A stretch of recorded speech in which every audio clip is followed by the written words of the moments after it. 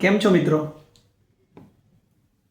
આજની નવી કહેવત જેનું નામ છે એનો જ વિકાસ છે. જે આપણે જોઈએ છીએ બ્રાન્ડ.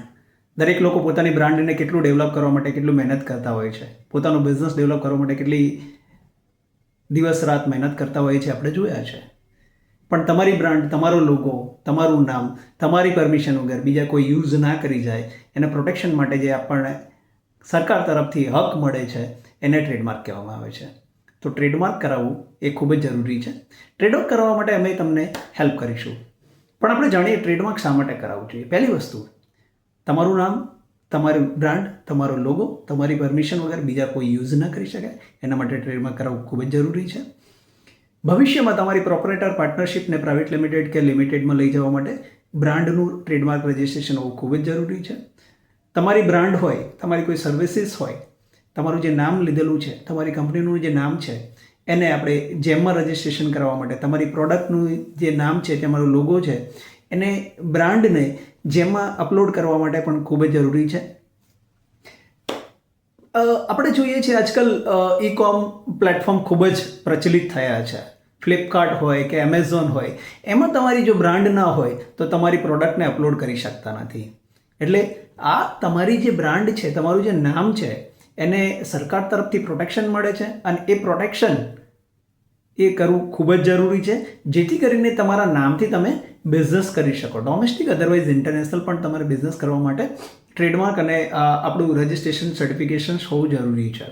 તો ટ્રેડમાર્ક કરાવવું એ ખૂબ જ ઇઝી થઈ ગયું છે અને ડોમેસ્ટિક એટલે ઇન્ડિયા લેવલે કરી શકો છો.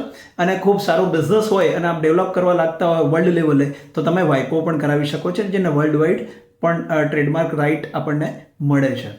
તો ટ્રેડમાર્ક કરાવવા માટે આપ તત્વ કન્સલ્ટન્સી સર્વિસીસનો કોન્ટેક્ટ કરી શકો છો. ખૂબ જ મામૂલી જેવી અમાઉન્ટમાં તમારું બ્રાન્ડ જે છે એ રજિસ્ટ્રેશન થાય છે. ટ્રેડમાર્કને આપણે એપ્લિકેશન કરવાની હોય છે. એ એપ્લિકેશન કર્યા પછી એ ડિપાર્ટમેન્ટમાં એક્ઝામિનેશનમાં જાય છે. જો એમાં કોઈ ઓબ્જેક્શન જેવું લાગશે તો ડિપાર્ટમેન્ટ ઓબ્જેક્ટ કરી શકે છે, તો આપણે એનો રિપ્લાય આપવાનો થતો હોય છે.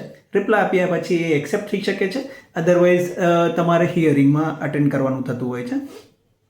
કોઈ પણ લોગો, તમારું નામ જે છે એ ડિઝાઇન છે કે લોગો છે એ જો એક્સેપ્ટ થઈ જાય ડિપાર્ટમેન્ટ તરફથી તો એ 4 મહિના માટે જનરલમાં બહાર પડે છે.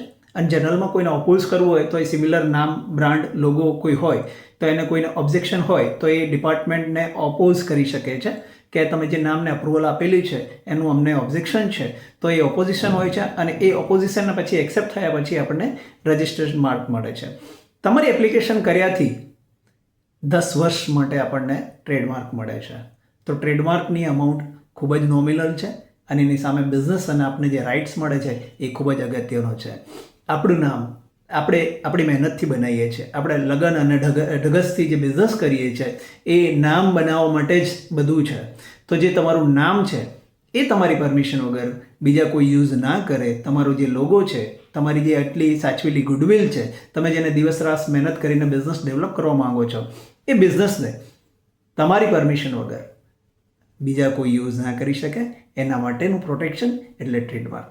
ટ્રેડમાર્ક કરાવવા માટે આપ તત્વ કન્સલ્ટન્સી સર્વિસનો કોન્ટેક્ટ કરી શકો છો. ખૂબ જ મામૂલી અમાઉન્ટમાં ટ્રેડમાર્ક થઈ શકે છે અને તમે એનો હક મેળવીને એનું પ્રોટેક્શન કરીને તમે તમારા બિઝનેસમાં ટ્રેડમાર્ક યુઝ કરી શકો છો. Thank you.